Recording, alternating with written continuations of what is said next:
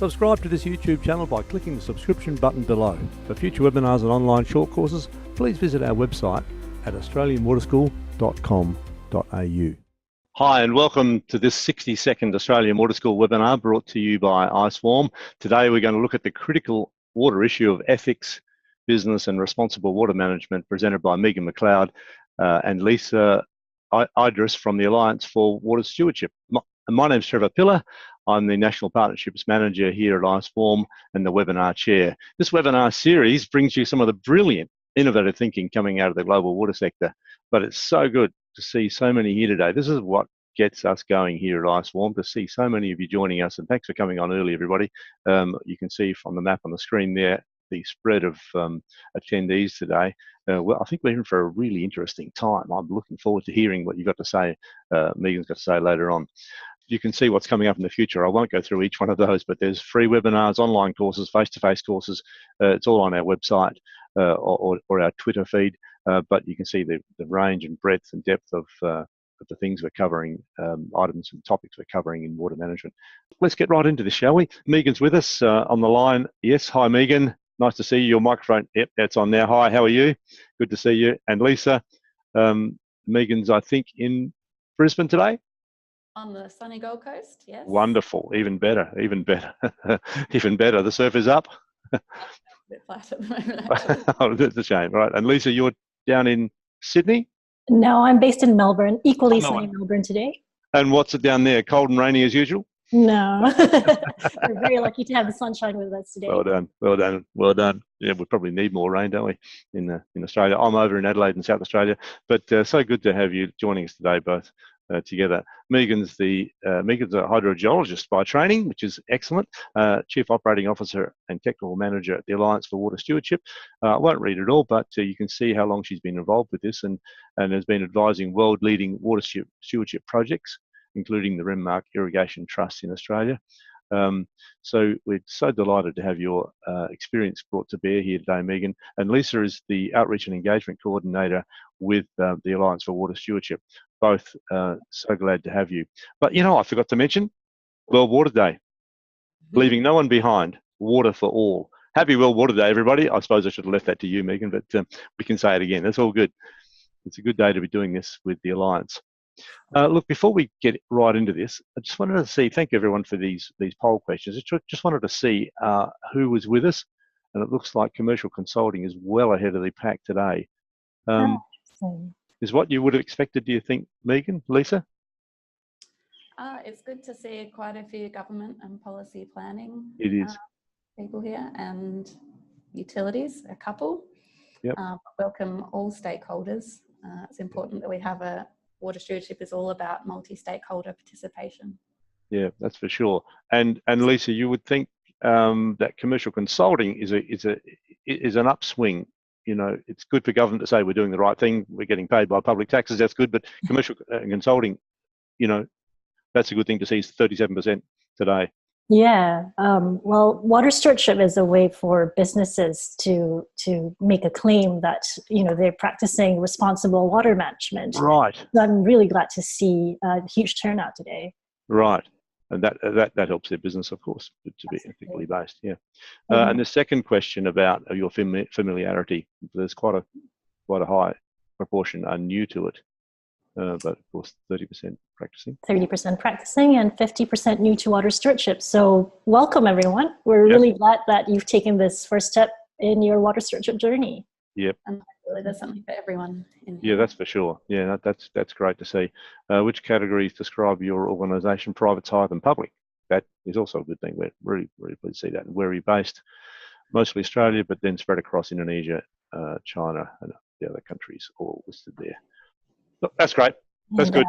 Can I just say something, Trevor, very quickly? To our friends in the Americas, in Europe, thank you very much for joining us today. It must be a crazy hour for you guys. Can't imagine what time it is in America. Yeah, and just to let you know that there are also webinars, Alliance for Water Stewardship webinars, that's going to be more contextually appropriate. It's going to be held in your time zone. And you can log on to a4ws.org to find out what time these webinars will be held. it'll be held today on World Water Day, but at a more time-friendly, at a time that's more friendly to you guys. Over to you, Megan. Thank you so much, Trevor, and thank you to the Australian Water School for hosting us too. Pleasure. And happy World Water Day to everyone again.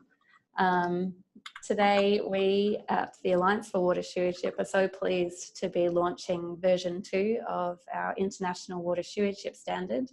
Version 1 was released 5 years ago, and now we've updated and improved that and launching it today on World Water Day. And of course, water stewardship is all about responsible water management and business. So that's the meaning for the title of the webinar, and we will talk through the Alliance for Water Stewardship and version 2 of the standard. For now, I will just share my screen. So you can find the newly launched version 2 of the International Water Stewardship Standard at this link and all supporting information. And of course, you can contact us anytime for more information. Today, I'll be going through an update on the Alliance for Water Stewardship around the world, and I might go through that a little bit slower since we have quite a few people who are new to water stewardship today. I'll give a description of version 2 of the standard, as opposed since it's been updated since version 1. We'll give you some opportunities for further engagement with AWS as we carry on our water stewardship journey. And importantly, a question and answer session at the end for us to answer your questions. What we really want you to take away from today's webinar is that version 2 of the standard is an improvement on version 1, which has a proven track record. It's not a completely new standard. We haven't rewritten it. It's an improvement. And that it has been made easier to use based on the experience of users of version 1 of the standard. So about the Alliance for Water Stewardship, it is a global multi-stakeholder alliance of business, civil society and public sector members. Multi-stakeholder membership is at the heart of water stewardship. You can see there the definition of water stewardship. We all unite behind this shared definition and a common approach to water stewardship that is robust and independently verifiable, and that is the AWS Standard. Since its launch in 2014, the AWS Standard has been applied and used by hundreds of sites all around the world. Again, the multi-stakeholder membership that's at the heart of water stewardship, there you can see just some of our members, but we're over 120 members of business, civil society and public sector. Members govern and influence the direction of water stewardship through nomination and voting for representation on the AWS board and technical committee that is responsible for the standard. AWS members can vote on changes to the standard and requirements. Members have the opportunity to nominate specific topics to go into in more depth and impact on water stewardship, such as WASH, which we'll go into later, which has been an improvement in version 2 of the standard. And members have input on the future direction of the organisation as a whole. What is the Alliance for Water Stewardship? There's a global secretariat that oversees the governance and management of the standard and system, and that is supported locally by regional partners. We have regional partners in Africa, supported by Water Witness International, us in Asia Pacific, and we currently have offices in China, Indonesia and Australia. In North America, the office is in Wisconsin, and in South Asia, we currently have offices in India and Pakistan. And as Lisa said, those offices can help you locally, and they're also holding webinars that might be better for in your time zone and have more locally specific content. Importantly, the AWS system is also supported by a network of service providers. They are trainers, consultants and auditors that are accredited and trained professionally in the water stewardship system. Some background on the Alliance for Water Stewardship. It was officially founded in 2008 by a group of organisations that were trying to come up with a way to address the challenges that they were facing with regards to water in their particular places in the world. In Australia, we're in the height of the millennium drought, so water scarcity was a major issue. Businesses were facing major physical access to water risks as well as reputational. In North America, the Nature Conservancy was trying to engage business in improved water quality in the Great Lakes. And through experience with other social and environmental standards like FSC, Forest Stewardship Council, and Fair Trade, these groups managed to come together with great foresight and form the Global Alliance for Water Stewardship to help address the world's water challenges. In 2010, the official standard development began. This was done by an international standard development committee of members, again, multi-stakeholder, and from all over the world. They developed draft 1 of the standard, which was trialled, draft 2 of the standard from the learnings, which was trialled again. And in 2014, after 4 years of this process, it was launched in April. Since its launch in 2014, we've had several water stewardship certifications. The first one was Ecolab in China, followed by Ingham's in Australia, and we're now up to over 30. They can be seen on the website, the AWS website. And we've held the Global Water Stewardship Forum 3 years running now, and that's been held in Edinburgh, and we'd encourage people to definitely attend that in November to get more involved in water stewardship. We've also had significant corporate commitments to water stewardship from global companies that support the vision and mission of water stewardship. As part of the standard requirements, the Alliance for Water Stewardship is a full member of the ISEAL Alliance, which is the standard setting body for social and environmental standards. And they have stringent codes of ethics for standard setting.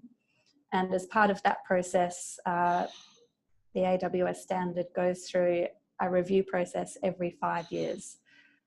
So in 2017, towards the end of the standard revision process began through a consultation process of members and users of the standard. Version 2 draft was issued for consultation again, and then went to member vote at the AWS AGM last November, where the new standard was approved and is now being officially launched. Based on surveys and that consultation on version 1 of the standard, what users have told us about the benefits of water stewardship, although they are very context specific in the challenges and the opportunities and the actions that they take to address those. Broadly speaking, the common benefits are, at a site level, increased efficiencies. It enables risk mitigation, physical, reputational and regulatory risks. It grows staff capacity and motivation. It strengthens stakeholder relationships. It's not, the AWS is not just a global multi-stakeholder organisation. The standard is also a stakeholder inclusive process. It builds and grows community trust. It de-risks finance. And through the multi-stakeholder process, at a catchment level, the benefits reported have been improved local water quality and availability. It protects socially and culturally important water-related areas, drives local innovation and collaboration, supports knowledge sharing, and strengthens multi-stakeholder governance. At a corporate level, we told you about the corporate commitments that are being made globally. Some of the benefits are de-risking of investments, building brand value, strengthening consumer trust and corporate social responsibility, demonstrating leadership, supporting policy priorities. It's a tool to provide evidence of action against the Sustainable Development Goals and contributes to reporting and disclosure platforms such as CDP and GRI. To give you some more specific examples, Ingham's, they have been involved in water stewardship since the very beginning, before the Water Stewardship Standard was launched in 2006 to 8 in the Millennium Drought. They were facing water access issues, being told that they might not have water available to them within 6 months. And major water users were facing reputational risks as well. One of Melbourne's major newspapers named the top 10 municipal water users on the front page of the newspaper. So Ingham started looking at how water stewardship might look at their sites. And what they found was that it integrated into their existing environmental management system, and it helped make the business case for upgrading their plants to advanced wastewater treatment. At Somerville, this enabled reuse of more than 70% of their water supply, significantly reducing the demand on mains water. So following launch of the standard in 2014, Ingham's became the second site in the world to be certified and the first in the world to level certification. In its recertification last year, it actually achieved platinum level, the highest level possible for water stewardship certification. And they've since had 2 more sites certified, one in New Zealand, the first one there to be certified, and one in Queensland.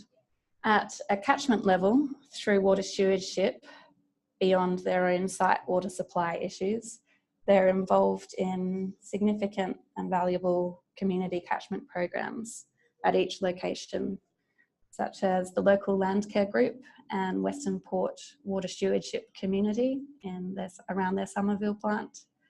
Stream planting project in New Zealand, which merges and discharges into a Ramsar site. I'm particularly excited about this one.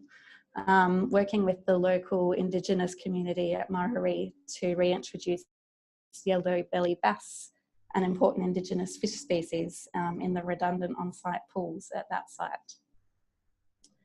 At a corporate level, Ingham's have reported excellent feedback from customers. They've achieved sustainability awards, such as from McDonald's and other major commercial customers. And they've received great feedback from their employees too, who feel positive about the company's commitment to the environment. In China, in KUNSHAN, Ecolab were the first site in the world to be certified. Ecolab provide commercial water, hygiene and energy technologies.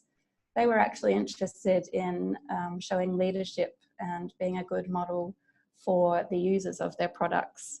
But they also reported water savings and cost savings at their site.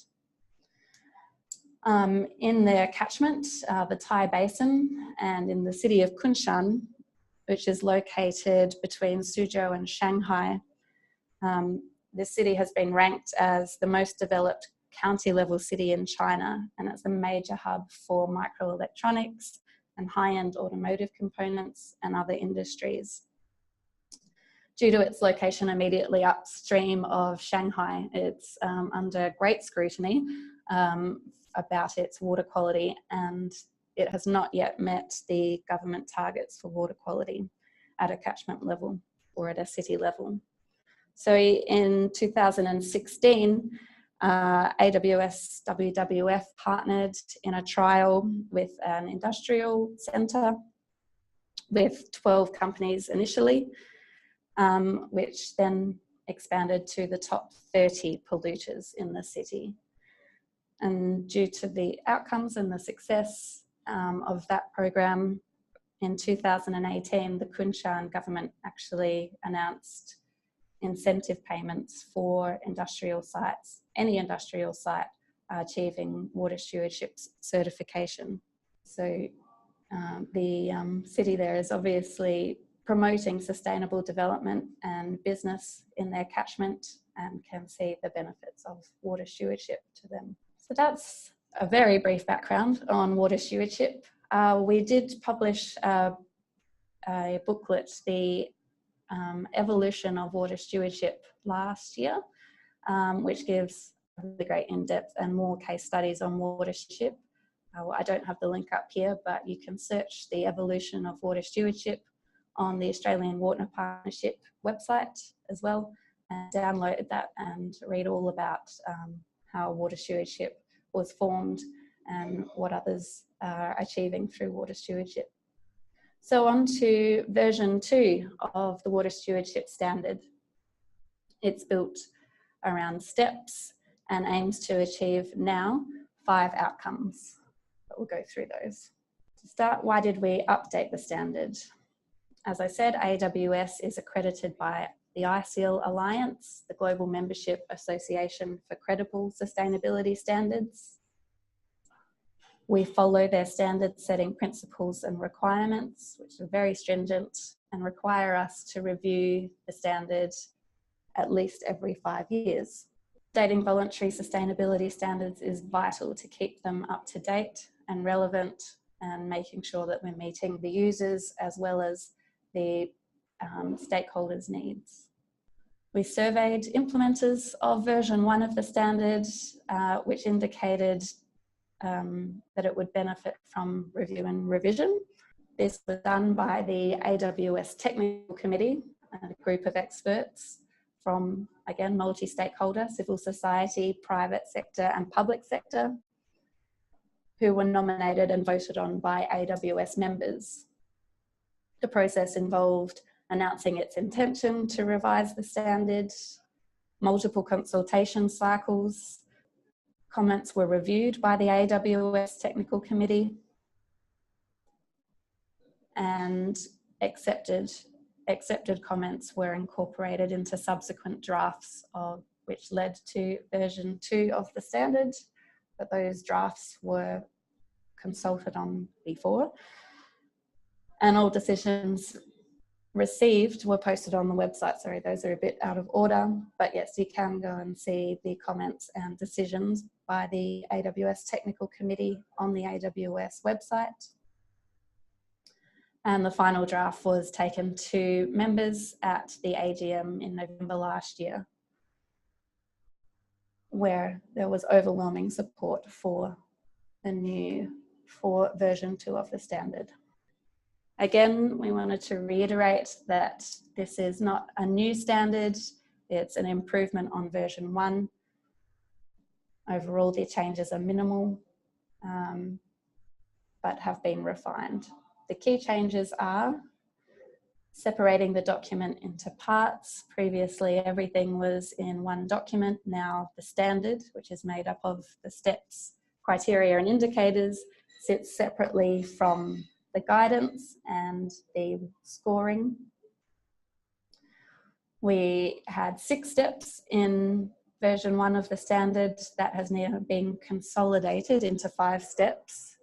Parts haven't been removed, they've just been consolidated.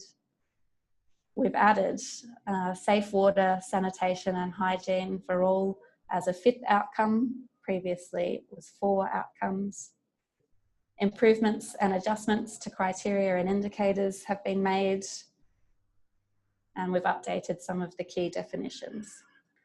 The first change in separating the document into parts, like I said, everything was all in one, the standard, the guidance, the glossary and scoring, and they've been separated out to make it easier to understand and for cross-referencing between the 2 documents, and to make the general guidance more adaptable and updatable.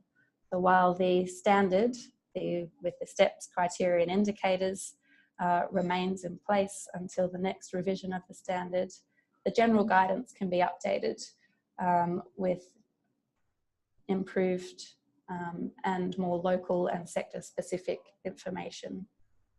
The steps of the standard, previously 6, now we've streamlined it and made it a more logical process by integrating, as I said, 2 steps. We put commitment and plan together, and this follows the gather and understand stage. This reflects feedback from users of Standard 1 that said in reality they gathered and understood what they were committing to before they committed to it, and once they were happy, then they carried on the process. Like I said, this doesn't eliminate the commitment stage, it just moves it to step 2. Reduces repetition and redundancy across the board as well. Adding WASH as a 5th outcome.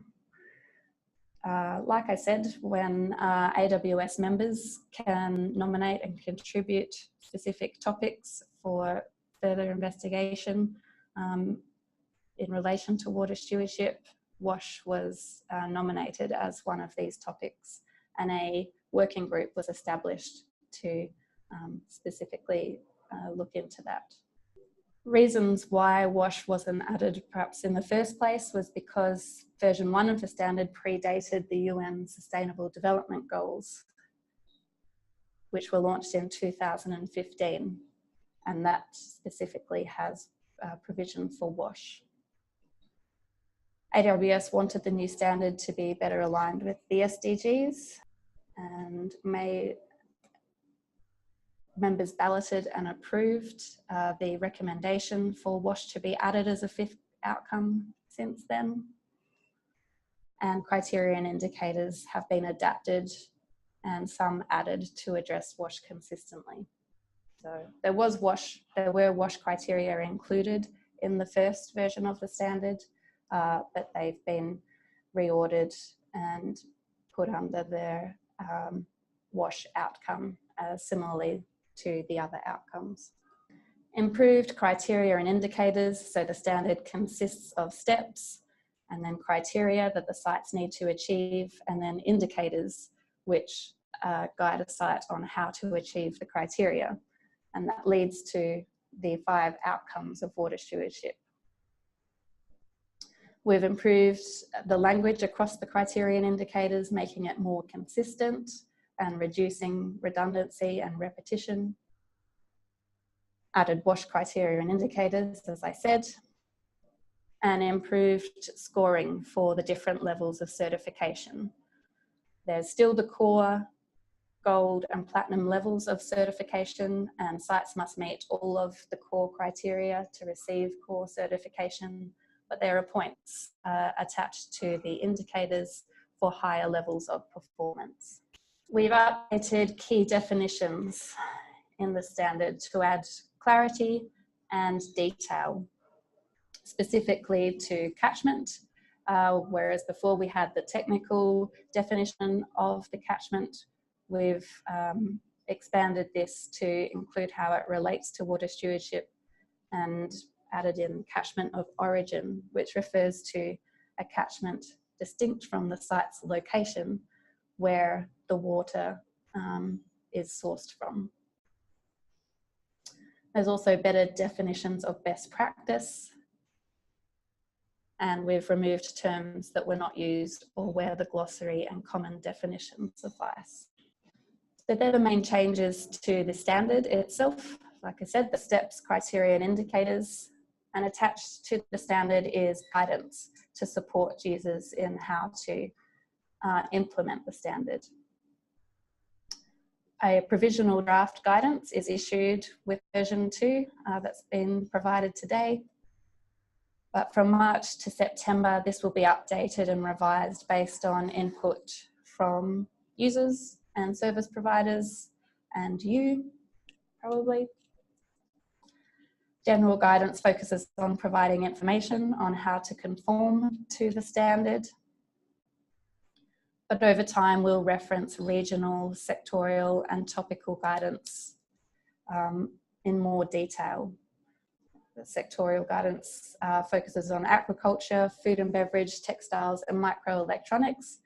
Water stewardship can be applied to any sector in any catchment in the world. And topics of particular interest might be WASH, which was and has been included in the standard, but going forward, also groundwater and stakeholder engagement. And members and users of the standard are encouraged to propose and lead on development of guidance that will help them in implementing water stewardship. The transition period from version 1 to version 2. We launched version 2 today, and between now and May, we will train the service providers, particularly the auditors in version 2 of the standard. Sites can start implementing it now, and new materials will be developed. From May to March 2020, sites can use version 1 or version 2 and be certified against either standard, but in an audit must perform at least a gap analysis of version 2 as part of the audit. From March 2020 onwards, all sites will be using and audited against version 2 of the standard. Looking ahead, how you can get involved in water stewardship. We'll be launching the Global Strategy 2019 to 2021, which focuses on impact, increasing inclusion in water stewardship, and strengthening the influence of AWS with our members and partners. We'll pilot an on-product certification mark for sites, products from sites that achieve AWS certification. We'll develop and roll out an AWS professional credentialing system. We currently have accredited service providers. Professional credentialing will be attached to the individuals that are part of that program. That's for trainers, consultants, and auditors. Develop and implement the AWS monitoring and evaluation system, and continue to work with our members, partners, and service providers on water stewardship projects and opportunities. In Asia Pacific region specifically, we'll be delivering training. We'll have an online refresher course for those who have undertaken water stewardship training already and want to come up to speed on version 2. We'll also be holding a foundation course for those who haven't done any water stewardship training before. Online and in person in our region, Australia, China, Indonesia, the Mekong sub-region, and wherever demand requires. In China, the Water Stewardship China network has been launched. They had their first of quarterly events last night. I haven't caught up on that. I hope it went really well. But that's a network that you could definitely get involved in if you're in China. And we have the Indo-Pacific Water Stewardship Program for the next 4 years. That's strengthening our capacity in China and Indonesia, where we've established ourselves, as well as awareness raising in other regions, particularly forum and leadership group events. And that brings me to the end of my presentation, and we'll go into questions. Thanks very much, Megan. That is a fantastic rundown of how the Alliance for Water Stewardship works and the version 2 coming up. Questions are going a bit berserk here from Hong Kong, Japan, UK, Australia, Indonesia. Let's start with the top one, probably the best way. Samuel Tang, how the Alliance for Water Stewardship version 2, how does it relate to the CEO water mandate? I'm not aware about the CEO water mandate unless you are, Megan or Lisa.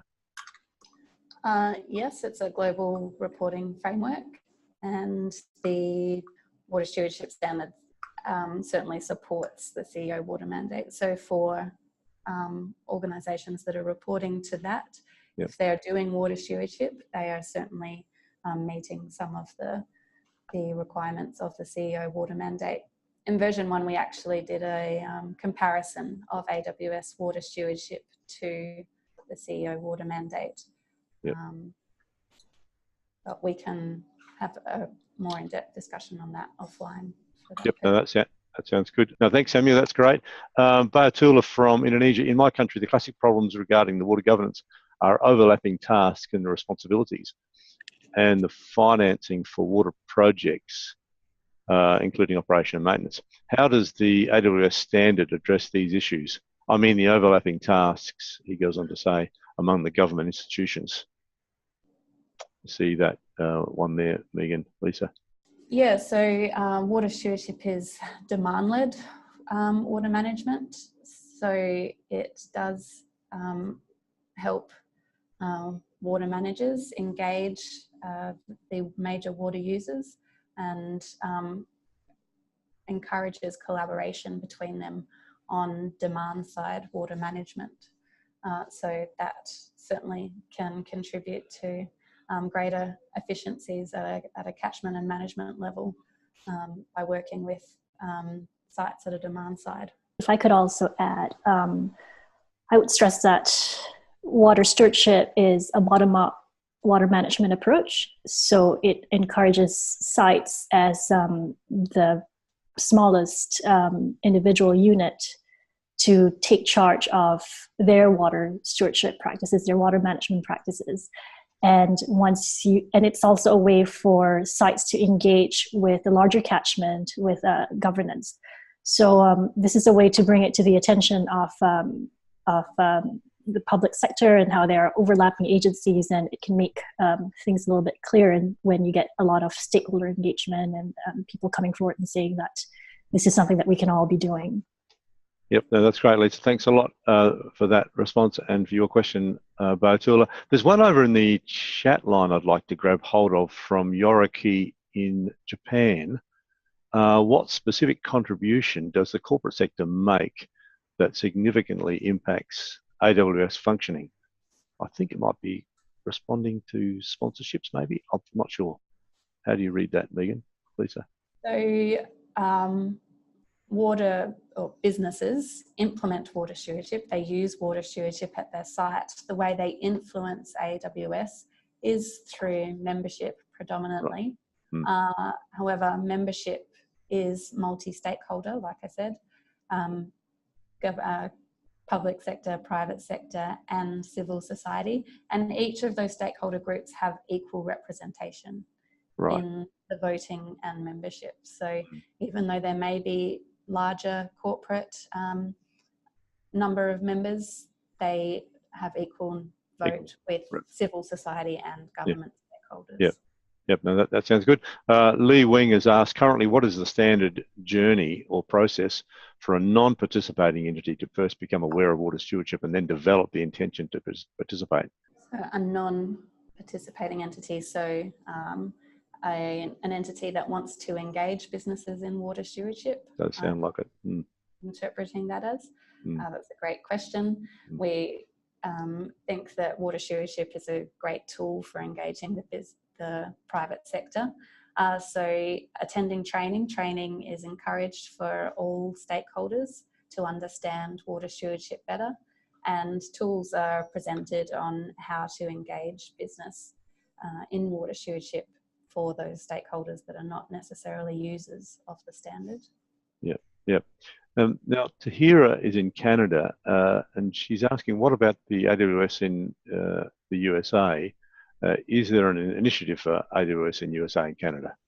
Yes, we have AWS North America. They're based in Milwaukee, I believe. Matt Howard is the main contact there. We're drawing to a close of all the questions now. Thanks so much for participating with all this. There's so much you could ask and so much we could be covering. But there's a couple here that we could just deal with as we close now. Lee Wing has asked, do you observe the cost saving as a typical result from applying AWS standards? Any indicative data on the investment versus short-term, long-term cost reduction potential? Yes, again, it's very context and site specific. So I don't have specific data right in front of me. I do know that Ecolab reported water savings, as well as Ingham's as well. But that is, quite site specific. Yep. But we understand that sites would not do water stewardship if they didn't achieve efficiencies and savings at a level. I would have thought the same thing too, yeah. Lisa, we're just wondering, you're fantastically busily answering a ton of questions here. Any comments you'd like to make across those questions?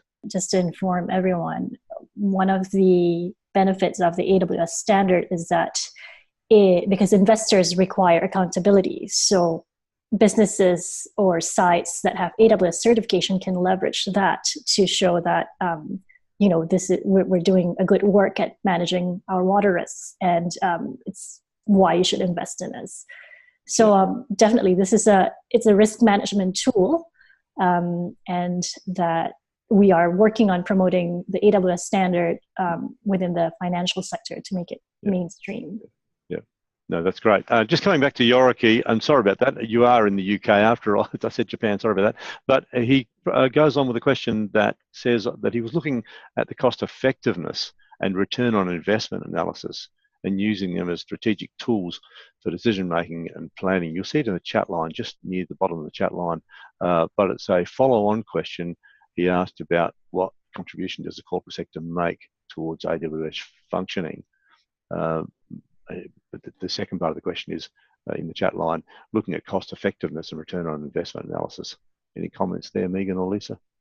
I think I might have addressed that. Okay, over in the... Yeah. All right, no, that's fine. That's great. But thank you, Yoriki. That's a big, crucial question about that. Yoriki, I hope I answered your question. Yeah, let us know. But, I reckon we might leave it at that for today. It's been a very full program for about 50 minutes. Must be absolutely exhausted, Megan and Lisa, in the process of this amount of material. Thanks so much for your time today on this, and it's been great working with you as we proceeded into this. But I also want to say thank you for the team here behind the scenes, Dr. Ian Reid, Michelle Ha, Joel Voltman, Claudia Faro, and of course, IceWarm's CEO. A lot of unseen work goes to deliver these webinars, so thank you to all of those. But in particular, Megan, we're so delighted you could join us. Lisa, you can see on the screen there now that there's a ton more things coming up, and I won't read each one out. I didn't before, and I won't probably now. But just want to say there will be a feedback short survey coming up as you close this window today, and that will send you the recording of today's webinar to share with your colleagues. But I think that is all we've got time for today. Once again, Lisa, Megan, it's been absolutely a pleasure working with you. Thank you so much, Trevor. Thank you for having us. Thanks for everyone for joining us. It's been great, everybody. Thank you for joining us, and it's bye for now, and hope to see you at the next webinar.